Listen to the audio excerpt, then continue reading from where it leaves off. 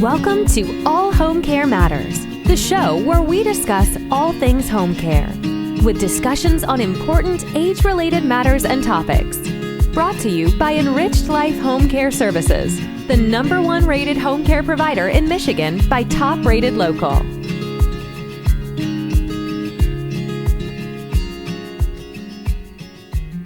Hello and welcome back to All Home Care Matters. If this is your first time visiting us here at the show, we want to say thank you for taking time out to be with us today.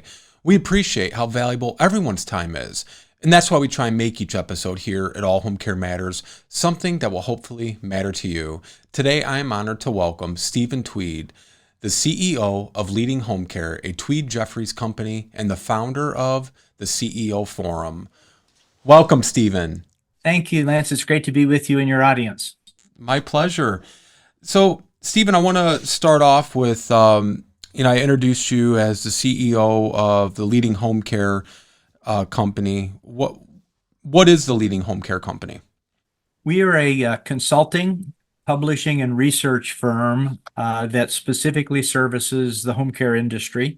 Mm-hmm. We've been working in home care now for literally 4 decades, last 2 decades focused on the private pay, non-medical home care sector. Okay. And how about the CEO Forum? What's that all about? The Home Care CEO Forum was created in 2012 when we introduced the mastermind concept to home care, and we started the first mastermind group. And this is a group of companies that come together on a regular basis to share ideas, to solve problems, to support one another. Mm-hmm. So our first group met in February of 2013 in Florida. And that became what is today the top 5% mastermind group. And this is a group of 9 companies between $10 and $30 million in annual revenue that meet regularly to support one another. That expanded then into other mastermind groups. And today the Home Care CEO Forum has 5 groups, about 55 companies. And each group is organized by size of annual revenue, and nobody in the group can compete with anyone else in the group. So these groups have facilitators, and they meet twice a year in person and once a month by Zoom to share ideas and solve problems and support one another. When you say they, I'll go on to our next question here in a second, but just for my own curiosity, when you say they can't compete against each other, does that mean, and you're in Louisville, correct? Yeah, I'm in Louisville, Kentucky. Does that mean if you had 2 home care companies that both met the criteria to join, how would do you only let one per city, or like how do you decipher and make that so they don't compete against each other? Yes, it's one company per local market, and okay. If we have a company that fits into a group and they ask to join, we look at their service areas, and if their service areas overlap at all, then we have to say no. And sometimes what we'll do is ask a prospective member to join a different group, even though it may be smaller companies. And then if there's an opening, they can move up to the larger group. Okay. Now, I know you've been, you mentioned 4 decades, which, it's a little bit of time. You've been working with these companies, though, for 4 decades. Give us some background, though, on how you, Stephen Tweed, got started and how you are working with these companies now. Well, it's a fun story, Lance. As we might expect, it was a very natural progression. My first job out of graduate school was working for the world's largest manufacturer of underground coal mining machinery. And my first assignment was 600 feet underground in the bottom of a coal mine in southern West Virginia. And it's been uphill ever since. And in 1982, my pastor of a small church in Pennsylvania called, and he had been elected to be chair of the board of directors of a local visiting nurse association, and asked if I would help him with some strategic planning. And that led to connecting to home health care, and the CEO there liked what I did. And so she dragged me kicking and screaming into the industry, and she introduced me to the state association and the national associations. So for about 20 years, a lot of my work was with home health and hospice. And then in 2002, my son and I started this new company, Leading Home Care. It's really a division of our parent company, Tweed Jeffries LLC. And my son Jason is now 52 years old, is physically disabled, Mm. lives in a wheelchair, and uses the services of home care on a daily basis. And Okay. so he was having this personal experience, and that led us then to connecting with these companies that provide in-home personal care. And we really connected with this sector for a Mhm. couple of reasons. One is the owners and CEOs are very entrepreneurial and they're really committed to their purpose, and they're doing great work. And we just liked working with these small companies. And so it's grown from there. As I said, we started the CEO Forum, and we do some strategic business coaching with individual owners. We do a lot of industry research, speak at association conferences and corporate meetings. And so this has really been our home ground for 2 decades. Okay. What do you perceive the changes, or what are you seeing home care looking like, say, 5 years from now? Now, when you look back, before you answer that, Stephen, our company, we've been in business for just over 13 years now, and I haven't seen very much change as far as, big change, maybe little incremental changes here and there. For me, some of the biggest changes I've seen have been in the last 3 years, and that was all as a result of the pandemic and people even discovering that home care is an option and what home care is and what it isn't. But 40 years, I got to imagine you've seen some pretty significant shifts in the landscape. What would you say are some of the biggest changes you've seen in that 40 years, and what do you perceive or what do you project over the next five? Well, that's a great question. And you're right. When I first started working in home health, many of these small home health agencies had a sector that at that time they called private duty home care. Mm-hmm. And private duty is a nursing term, and these were nursing agencies. And so they had this little business over here on the side doing private duty. And it grew from there. And in the mid to late 1980s, there were a few individual entrepreneurs that started in-home personal care companies that were not skilled nursing Medicare certified. And in the early 90s, we saw the growth of companies like Home Instead, the big franchise company, and some other independents. And then, as you said, your company's been around for 13 years, so that puts you in the early 2000s. And so we saw this growth of the number of companies that mirrored the growth in the aging population. We have Mm-hmm. this huge population of older adults that need in-home care, and the data are pretty clear that they would much prefer to receive care at home than in a facility. And Right. then, as you said, the COVID pandemic blew that all up because deaths were occurring in nursing homes and families became scared to put mom or dad in a facility. And so we saw the growth of in-home care, and that growth will continue. So since that time, a couple of things have happened. Of course, you're all familiar with the caregiver shortage and recruiting and retention crisis. Right. And 5 years from now, that will continue. This is not going to go away. And part of it is pure demographics. There are simply not enough people working in the caring professions to meet the needs of this aging population. So we're always going to have caregiver shortages. So that means that the companies that survive and prosper over the next 5 years will be those that figure out how to attract more caregivers than they lose. And I think part of that is we will see industry-wide and regional efforts to attract more people to home care, to healthcare in general, but to home care specifically. And so how do we reach out to high schools and junior colleges and vocational schools to let young people know that home care is a viable profession? Mm-hmm. And that means we'll find more full-time professional caregivers and fewer of these part-time intermittent people that sort of come and go, and they work at McDonald's one day and home care the next, and they work in a nursing home, or they work in assisted living and they work in home care. We're going to see more people, I think, who say, you know what, I like home care. I care about my clients. This is my profession. And while it's not the highest paying profession in the world, I can make a difference. And our data show pretty clearly that the best caregivers do this because they believe that what they're doing matters. So we'll deal with this whole caregiver shortage over the next 5 years. The second thing that's happening is consolidation in the industry. And I'm sure you've seen it in your local market. We're seeing it all across the country. Companies are buying smaller companies. There's been a huge influx of private equity capital into the industry. I think I want to say 12 of the top 15 franchise companies are now owned by private equity groups. There are about 8 major independent companies that are backed by private equity groups. And we will continue to see that consolidation. Bigger companies, that leads then to sort of more sophisticated leadership. As you know from your years in the business, this is a industry of little tiny companies with really nice people with a passion for what they do, but not necessarily sophisticated leaders and not sophisticated systems and processes. Hmm. And so as we see more of these big companies backed by private equity, we're going to see more systematization of the business, and that leads to another major trend, which is new technology.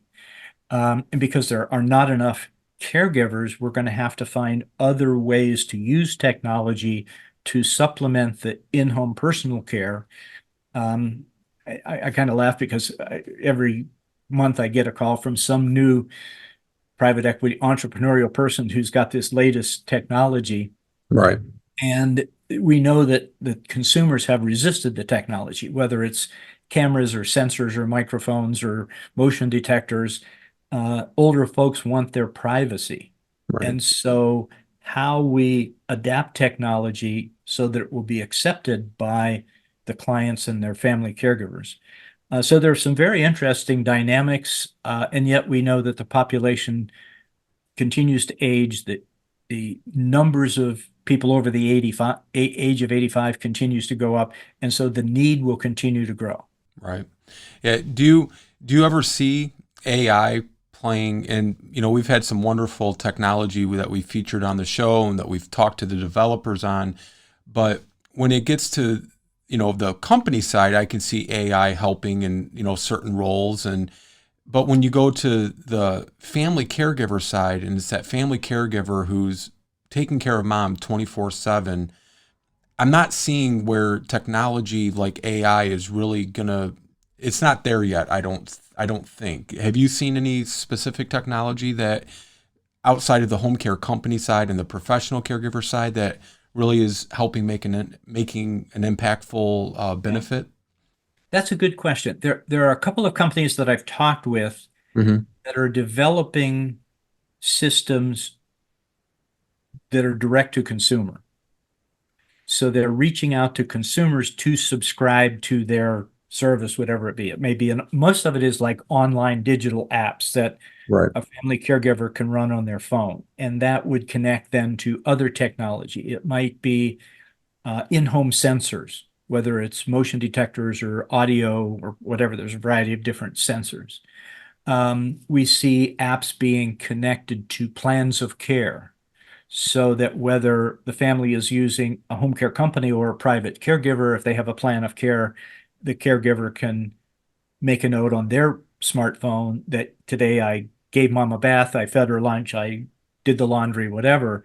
And the oldest daughter can see on the app what has been done and any notes. I think we'll see AI coming into play as we learn more about diseases and the progression of diseases and the treatment of diseases.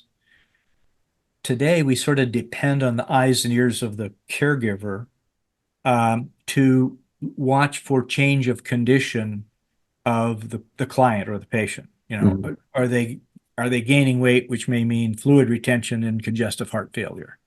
What are some of those other things? I think with AI, we will be able to anticipate changes in condition and and build that into the care plan for the caregiver to look specifically for things that might indicate that the disease is progressing. And again, with the little that we know today about AI, we can just imagine what it may be able to do in the future to help families and home care companies do a better job of monitoring changes in condition, notifying appropriate whether it's notifying the doctor, notifying a home health nurse, notifying the family caregiver to go in and check on mom. Those are the kinds of things I think we'll see going forward. Yeah. Before I go on, Stephen, one other question, something that I'm always kind of a stickler on, because, we're based in Michigan.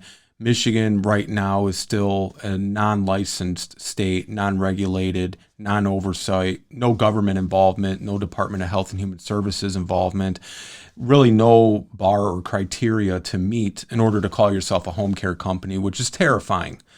I'm very fond of saying, in order to have a plumber in your house, they have to be a licensed plumber. But in order to have somebody come in and take care of mom or dad, they can be anybody and everybody. It doesn't really make sense. Where do you foresee that? Do you foresee that ever changing, where the few states that are still non-regulated, non-licensed, ever then having to become regulated and licensed? Yeah, I think we're going to see that change. It will be slow going. Right now there are 29 states that have licensure, and one state, Connecticut, that has a registration process, and it's through the Department of Consumer Safety rather than the Department of Health. I'm working on a project right now with the state of Connecticut through another firm to really help them shift that over to the Department of Public Health and make it a more formal licensure. So that will be the 30th state. So to your point, there's still 20 states with no licensure. Right. The Home Care Association of America and some of the state chapters are working with local companies and their legislators to craft and pass licensure bills for those states that have none. And Home Care Association of America has drafted sample legislation that they can suggest to the legislators. There are two problems with that. One is legislators are already overwhelmed with all the other stuff going on politically and socially that's creating turmoil. Mm-hmm. Secondly, they don't have any money. And when they look at home care, they think Medicaid, and almost all the states are upside down on their Medicaid programs. They're already spending more money than they have. They have waiting lists. And so to think about taking on that whole licensure thing becomes a bit overwhelming for legislators who don't have a clue about who we are and what we do. So for that reason, I think it will be slow going. However, there is the recognition on the part of home care owners like yourself that says we can no longer allow this to be the wild, wild west. Right. If you have to have a license to fix plumbing or to give a haircut, then probably is a good idea to have a license to provide in-home care to older adults. Yeah. Well, and, I had Vicki Hoke on maybe a year or two ago, and, her and I were talking about this very issue. And, she had also, and I don't want to put words in her mouth, but part of the issue that I foresee is some of the companies that are in these states that are non-licensed, not all of them want the licensing, because what does that mean? It's more red tape, more documentation. It's more steps for them in order to take care of somebody. And that could, hurt or alter their cash flow, and they're going to push back on it.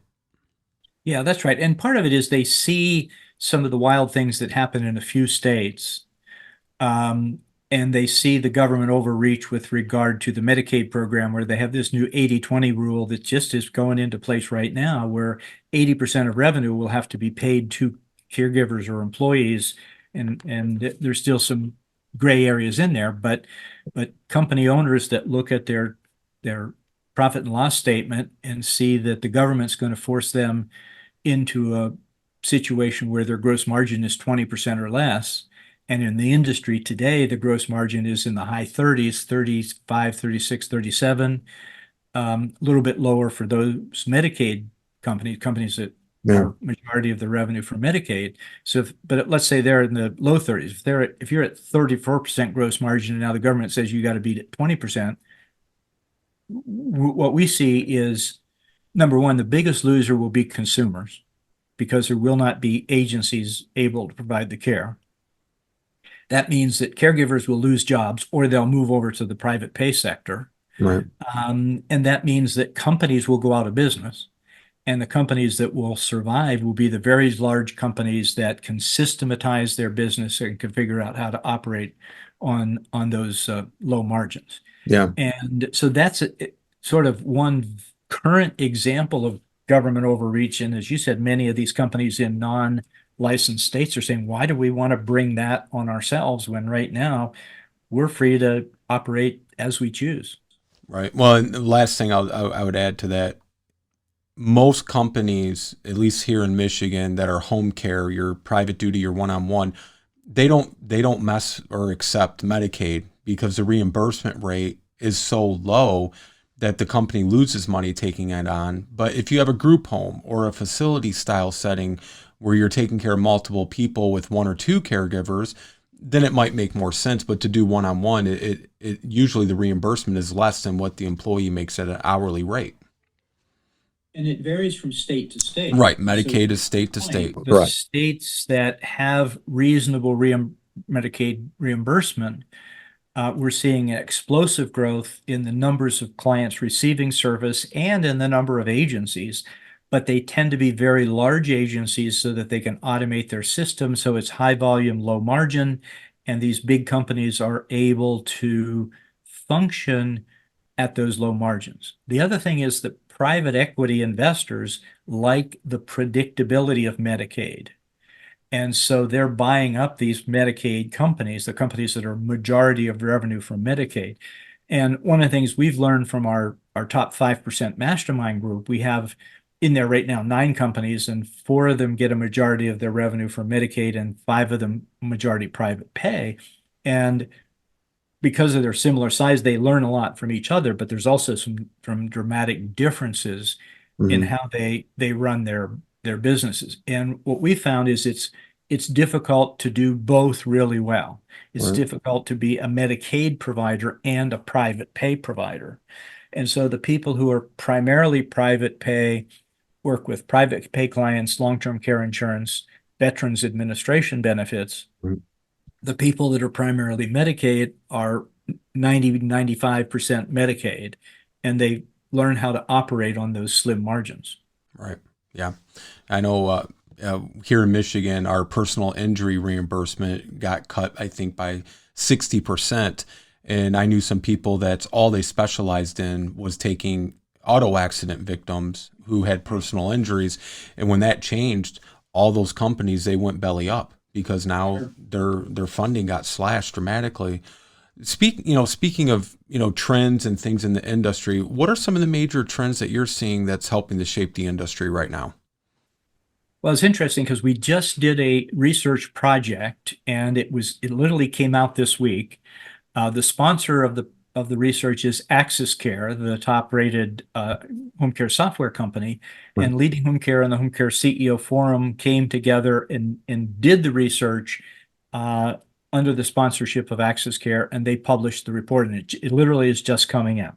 And so as we look at the trends based on the input of 200 home care CEOs, the number one trend that's affecting the future is the rising cost of people, wages, benefits, insurance, unemployment, all of those pieces.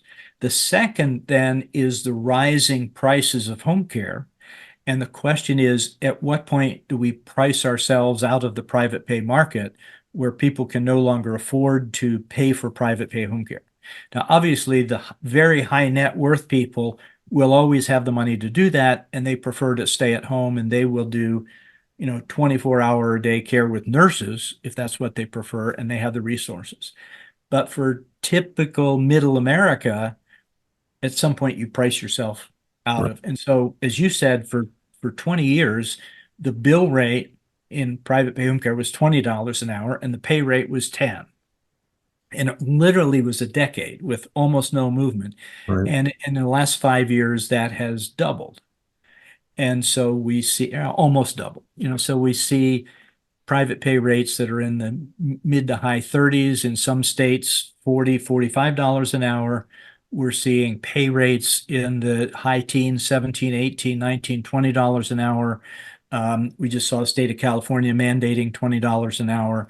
And so that means, and of course, to work out the math, we've learned over the years that whatever you pay your caregiver, you have to double that in your bill rate in order to cover all the other costs of the employee, the FICA taxes, the unemployment, the workers' comp, and to have a reasonable margin.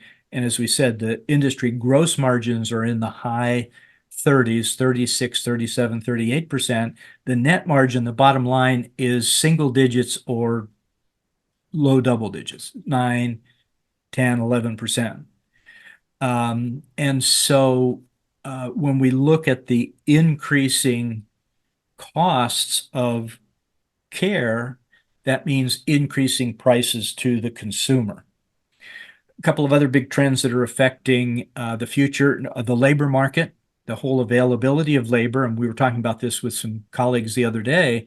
And what we're seeing is, as a result of COVID, families learned that they can live on less and have a less stressful lifestyle. And so one spouse is staying home and taking care of kids, and the other is working, and they're living on less but having a more relaxed lifestyle. And so that's taking people out of the workforce. Then you look at all the government programs that have paid people to stay home as a result of COVID. Right. And that affects the labor market. That in turn affects the state of the economy. And I don't want to get into a political discussion, but elections have consequences, and depending on where we go politically will affect what the economy looks like. And that trips over into trend number 5, which is government regulation at the state, local, and federal level. And then the 6th big trend is increasing competition. And we talked about consolidation in the marketplace. But we also see, it's interesting, people say, well, how many companies are in home care? And the answer is we don't know, because of those 20 states with no licensure. But at Leading Home Care, we did some research, and we estimated that there are 26,000 companies providing in-home personal care. And that number, we don't think, has changed dramatically over the last 5 to 7 years. There are new companies starting every day, but there are companies being acquired as part of this consolidation move, and there are companies going out of business because they aren't well founded, they don't have a good foundation, don't have strong leadership, all the reasons that small businesses fail.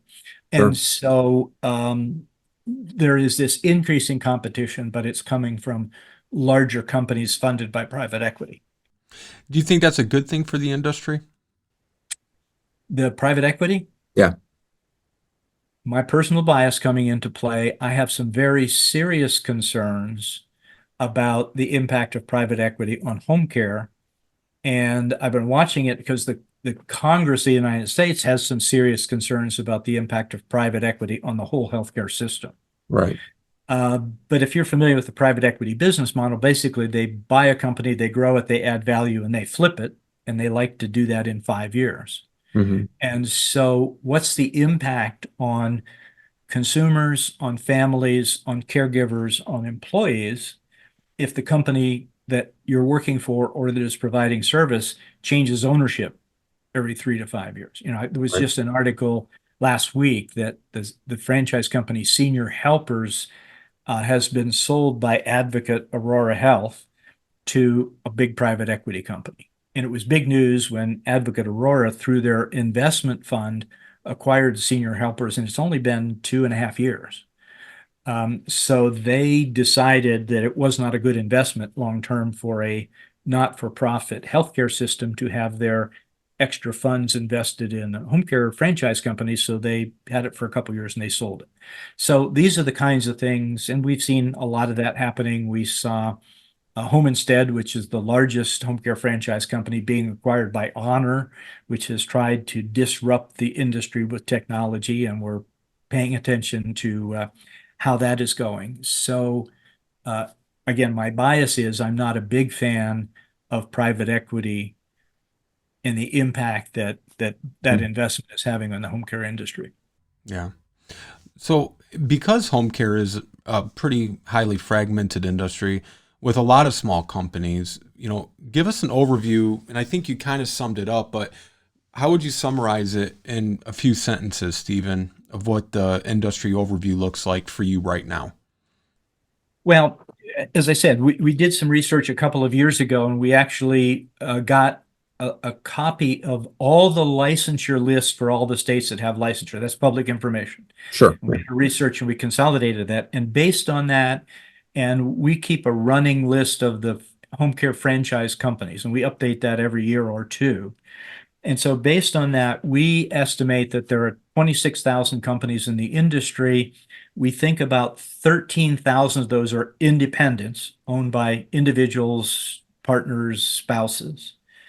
And now some of those are being owned by bigger companies. Mhm. We know for a fact that as of April of 2023, so just over a year ago, there were 7,668 franchise locations. And that's based on looking at the Unified Franchise Disclosure documents. There are 56 companies that sell franchises. And then we think there are about 5,000 what we call affiliated companies. These are home care companies doing in-home personal care or quote private duty that are affiliated with a home health agency, a hospice, a senior living community, or a hospital system. And it's hard to tell, again, because of the licensure. Sometimes they roll that under their home health license so they don't show up as a separate company. But that's our best guess. And we don't think that number has changed dramatically in the last 5 to 7 years. So then we look at these 26,000 companies, and we work closely with Home Care Pulse, which is the research and benchmarking company. And every year they do a benchmark study. And so we know that last year's study, the 2023 study that gives us 2022 data, the median size company in the industry, that is the middle. So if there's 26,000, half of those are larger, half of those are smaller. The median was 1,700,000. We know from our own research that the average franchise last year was 1,300,000. Then we look at the 90th percentile, what we call the top 10%. We have a mastermind group made up of those companies. Mhm. And the 90th percentile last year was 4,900,000 in annual revenue. And then Home Care Pulse lists what they call the masters. And these are companies that are $5 million or more in annual revenue. And so they compiled their group. And the total sample for Home Care Pulse is just over 700 respondents. And I forget the percentage. But if you look at the masters, their median revenue was 7.8 million. And Okay. then we look at our top 5% mastermind group. That's 9 companies between 10 and 30 million, and their median revenue was 12.6 million. And so you have this highly fragmented industry with 26,000. It's a bell-shaped curve. 1,700,000 is in the middle of the curve. The 95th percentile is 12.6 million. So these are lots of really tiny companies. Right. Right. How do you go about gathering your data and your research? Well, we do a couple of things. One is we do regular industry surveys. And again, we support Home Care Pulse in their annual survey. And as I said, they get about 700 or so, and they've been doing that for 15 years. We've supported them from the very beginning. We actually did the very first home care industry benchmarking study here at Leading Home Care in 2009. Oh, And then Aaron Markham at Home Care Pulse and then it was the National Private Duty Association, now it's Home Care Association of America, teamed up, and we said we're going to support that effort. And so since 2010, Home Care Pulse has been doing their survey, and we actively support that and promote it, and we contribute to the questions and some of the analysis. mm-hmm. And then we do our own research, and I mentioned the research that we just completed that was sponsored by Access Care. And so we did our own survey. We had about 200 home care CEOs respond. Some of the questions were similar to questions at Home Care Pulse, but the essence of what we were looking for was different. And so that's where we got some great information on the major pain points that home care CEOs are feeling, the trends in the industry, what they see happening with technology. And then we follow up those surveys with focus groups, with interviews of thought leaders in home care. Mm-hmm. And then also we have great discussion within our mastermind groups. And so we have 55 companies that are in the top 10% of the industry. And so the discussions that they have really give us some insights into what they're thinking about and what they're concerned about and the strategies that they are working on. And of course, part of our role as facilitators of those groups is to maintain confidentiality. So we don't disclose anything specific about any of our members, but we can aggregate the trends that we see happening and translate that into lessons, what we call lessons from the mega companies. So that's how we gather information and data. And many years ago at our professional association, the National Speakers Association, a friend and colleague by the name of Daniel Burris, who used to be in Green Bay, Wisconsin, now is out in the Southern California. But Dan Burris is probably the sort of leading technology forecaster out there. And he taught us about what I call the 4 levels of your data stream. So the first level is raw data, bits and bytes of information. But raw data by itself is useless until you do something with it. So you tabulate the data and you get information. And as you know from your experience, Lance, we have lots of information, but what do we do with it? Right. And so it's when we analyze and synthesize that information that we get knowledge. And then we mix knowledge and wisdom or gray hair, and we get wisdom. We mix knowledge and experience, and we get wisdom. And what we're seeing in our mastermind groups is these leaders who've been, like you, been doing this for 10 or 12 or 15 years. And so they have the data and information that they've looked at, and now they mix it with their experience in the industry. And we talk about OPE, other people's experience. And so the mastermind groups come together and build on each other's experience to come away with some common wisdom about the industry and about trends and about where they're going.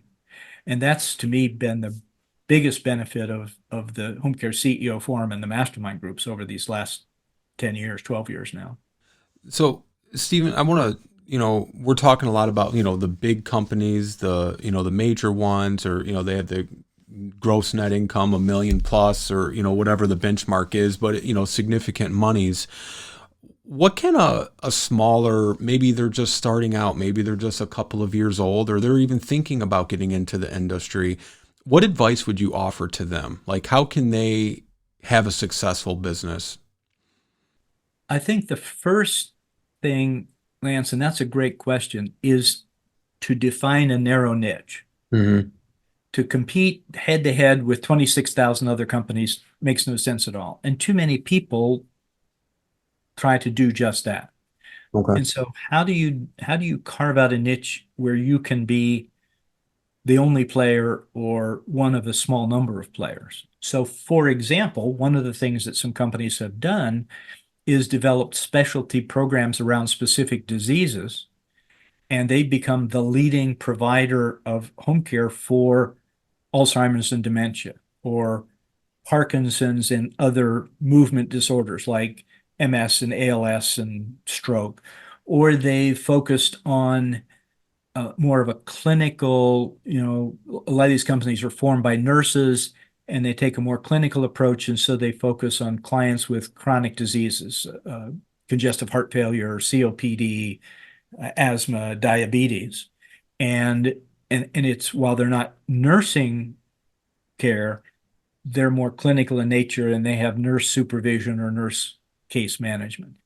So that's one example of how you carve out a niche. Another way to do that is if you're affiliated with a major organization. So you have a home care company that's part of, let's say, a senior living community, and you have access to residents in that community, and you build on the brand of the senior living community. Or you're part of a hospital system. We had a very successful client that was a private pay business that was part of a big hospital system, and they were struggling, and we helped them refocus that business and really grow it and make it profitable. Okay. And I wonder too, we have a lot of relationships with several of the healthcare systems here in Michigan, but that's built up over time and trust. I feel like part of the obstacles for companies in Michigan, though, is because we're a non-licensed state. The hospital has no way of knowing if this new company, do they have bonding? Do they have insurance? Do they have workman's comp? Are they background checking their employees, drug screening them? Because there's no guidelines or rules to say, okay, they're operating, so they must have all of these things. You know what I mean? Right. And that's an interesting question. And we had that same issue in one of our top 5% mastermind members that was in a non-licensed state, and they were faced with the same issue. Mhm. And so what they did was talk to knowledgeable people in the industry and say, what are the criteria for a quality home care company? And they basically developed a list of criteria Mhm. and a series of questions or ways to evaluate companies based on that criteria. And then they were working with a home health agency. And so they went to the home health agency and said, you refer to a number of home care companies. How many of them meet these? I think there were 13 criteria. Yeah. And they said, well, we don't know. Well, what would it take to find out? And so working with that home health company, they took all the companies in their market and they narrowed it down to a list of 5 or 6 that met these criteria. So then they took that same list of criteria to around to all the hospital discharge planners and said, XYZ Home Health has adopted this list of criteria. What would it take for you to adopt this same list when making referrals to private pay home care? Because there's no licensure, there's no way to know. But if you could use these criteria, and so more and more of the hospitals in this local market adopted that same list. And so now instead of having, I don't know what the number is, 500 companies out there, now you've got 6 or 8 or 10 that are known to meet these agreed upon criteria. Now you have major referral sources using the same criteria and the same list of companies. Right. And so obviously these companies are growing and the people not on the list aren't getting those referrals. Yeah.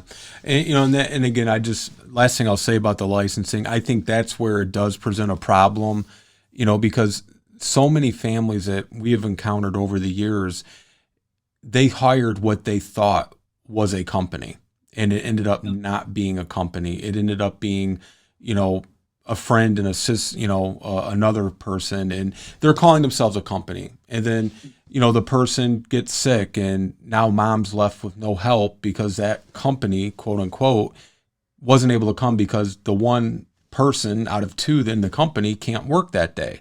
So you have no recourse. Or, who do you turn to as a family if, maybe it's not a complaint in a negative way, but maybe you feel uncomfortable talking to that person about some issues or doing things differently because that's the only person there is. You can't call up the office, talk to a case manager, or talk to somebody to say, hey, can we try doing this differently? Or maybe it's not a good fit, but they know there's no one else there to turn to.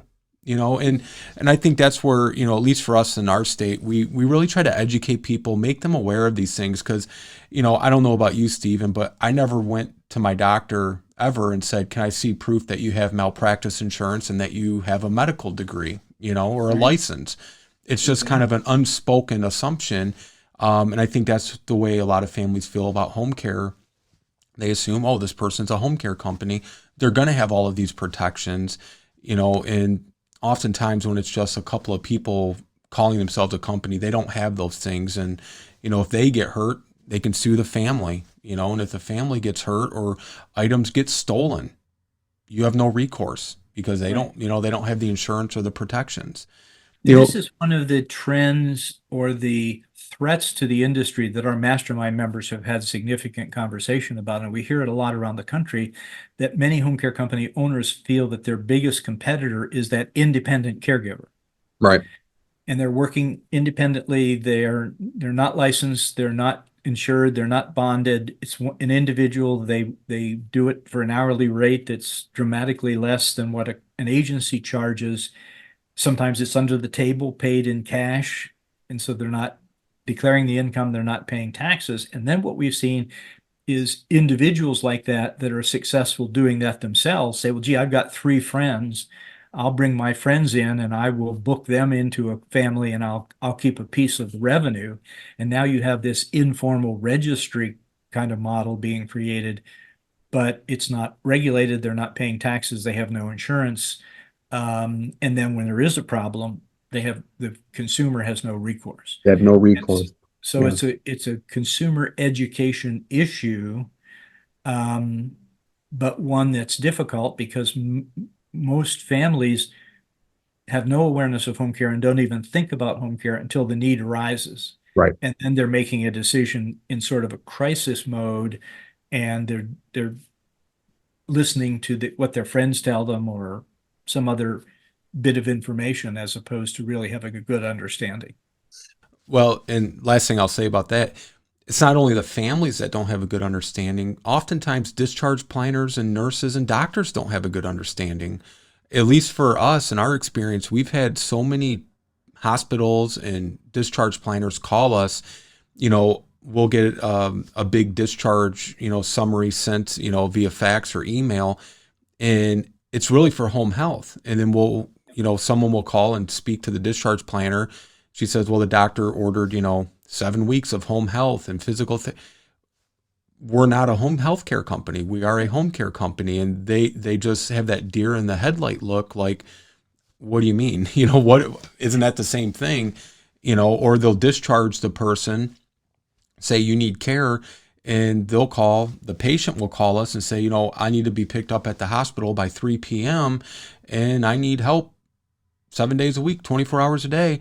And we tell people we're not much different than when you go to that doctor for that first appointment. We have to do a full intake. We can't just send somebody to you because maybe you have a cat or a dog, or maybe the person has allergies that we're going to be helping. There's a lot of factors in there where you can't just send a body to somebody's home. I mean, I suppose you could, but we won't. We want to do it the right way and not, take shortcuts. But I think it's served our company well. For the last 6 years, we've been the top-rated home care provider in Michigan. And it's because we do the little things right and we don't cut corners. But I just wish, my big soapbox is I wish people understood, what home care is, what home health care is. And that's from the top down of the healthcare system. Exactly. And so understanding the continuum of care, and as you said, most consumers don't. And so then how do we, as an industry, provide that level of education? And certainly groups like the Home Care Association of America and the National Association for Home Care and Hospice and their private duty sector are doing some things. One of the things that I think has been beneficial, Lance, is the major franchise organizations ventured into radio and television advertising a few years ago. Right. Visiting Angels started the radio piece, and then some others followed, and then Home Instead followed with some television. And so there's more and more consumer advertising out there that has created more awareness of consumers. And again, it's like most things, you see the ad and you say, oh yeah, that's nice, and you pay no attention until you have a need. And then all of a sudden but they remember Visiting Angels or Home Instead or Senior Helpers or whoever's running the ads. And they do a Google search and they find somebody to provide care. Yeah, absolutely. Well, Stephen, final question, and I appreciate you taking the time to talk with us today and all the work and advocacy you guys are doing for the home care industry and for these families. But what do consumers of home care need to know in order to make these wise choices and decisions when they're selecting a home care provider? That's a great question as well, Lance. We've studied home care consumers for many years, and what we've concluded over the years is that what the individual consumer, what we call the client, wants from a home care company or provider is, number one, reliability. We want someone who shows up on time as scheduled. Number two, they want continuity of care. They want the same caregiver every time. And then number three, they want listening. They want a caregiver who will listen to their wants and needs. They want an office team who, when they call, will answer the phone and listen and work with them to figure out what they want. And so for the consumer, that means then, number one, being aware of the continuum of care. Mm-hmm. Starting with physicians and hospitals and skilled nursing and assisted living and independent living and home health and hospice and home care. Now the whole behavioral health thing is exploding with all these companies providing a variety of behavioral health services. So there's this huge continuum. And so the more that older adults and their family caregivers are aware of the different pieces of the continuum. Right. The next thing I think is that consumers need to plan early for aging. Most of us don't want to admit that we're getting older. We don't want to think about a nursing home or home care or going into the hospital. And so the more that older adults, as we go through this aging process, start paying attention, because if the older adults don't pay attention, they're going to dump it all on their kids. Right. And then the second thing, or the third thing, is to prepare financially. There's this sort of mythical Medicare is going to pay for everything, and we know that it doesn't. Right. And so things like long-term care insurance. My wife and I have had long-term care insurance for 15 years. And we bought it when it was relatively inexpensive, and we keep paying it. And I just got my statement the other day, and it's got a total lifetime value of over $500,000 to provide home care, assisted living, or skilled nursing, or other long-term care. And so being aware of those kinds of things is all part of increasing this consumer awareness about what it means to age. And if you want to age at home instead of a facility, then understanding the continuum, planning early on, making sure you have the financial resources or the long-term care insurance to cover that care. Right. Absolutely. Well, Stephen, last question. If you and I ran into each other 5 years from now at the Louisville Slugger Museum, which is one of my favorite places, okay, where's Stephen Tweed and your company's at 5 years from now? Well, that's a great question. Probably 5 years from now, I will be working very little. My commitment is to work as long as I'm physically and mentally able. But I just turned 75 years old in January, so 5 years from now, I will be 80. Hopefully, I'm still having these kinds of conversations, but not working at the same level. Yeah. Hopefully, the home care CEO forum will still be going. We sold that part of the business in 2013 to a company in Seattle, Washington called Jensen, Morgan and Jones, and Jensen Jones is the CEO. And I'm still working with the Home Care CEO Forum to keep the 5% mastermind group going and to build the participation in the other mastermind groups. And so Jensen has a vision to scale that, to give more home care company owners the opportunity to learn from other people's experience. At some point, I will turn out the lights and lock the door, and leading home care will go away, as will our parent company, Tweed Jeffries. But my wife and I are committed to continuing to work as long as we're able, because number one, we need something meaningful, purposeful to do, and we think it keeps our minds and bodies younger and healthier by continuing to do this work. And we just love the people in the industry. We really think that they're making a difference in the lives of consumers. And the thing that we've learned from our son is that home care matters to the consumer, but it really matters to the family. Absolutely. 100%. And that's where we make a huge difference in making life better for the family caregivers of older adults or younger adults with disabilities. So all home care matters. All home care matters. That's right. Well, Mr. Stephen Tweed, thank you so much for your time today and just sharing all of your wisdom. 40 plus years. I think you need to get that all put into a book too. Well, we've actually done a couple. The one right here behind me is called Conquering the Crisis, Proven Solutions for Caregiver Recruiting and Retention. We did this in 2017, and we've continued to update that information with a program that I do for association conferences and corporate meetings called The Latest Lessons in Caregiver Recruiting and Retention. And we've got some other things out there that are published, not in the form of a hardbound book, but yeah, we want to continue to share what we've learned over these years. Wonderful. Well, thank you so much, and look forward to having you back on in the future. Thank you, Lance. Appreciate what you're doing, and remind everybody out there, all home care matters. That's right. Thank you. Thank you. Bye-bye. Thank you for joining us today here at All Home Care Matters. All Home Care Matters is here to help families as they navigate these long-term care issues. We invite you to visit us at allhomecarematters.com, where there's a private, secure, fillable form where you can give us feedback, show ideas, or if you have questions. Every form is read and responded to. And remember, you can listen to the show on any of your favorite podcast streaming platforms or watch the show on our official YouTube channel. Just make sure that you hit that subscribe button so that you'll never miss an episode. We'd also like to say thank you again to Mr. Stephen Tweed for joining us today. We look forward to seeing you again here at All Home Care Matters.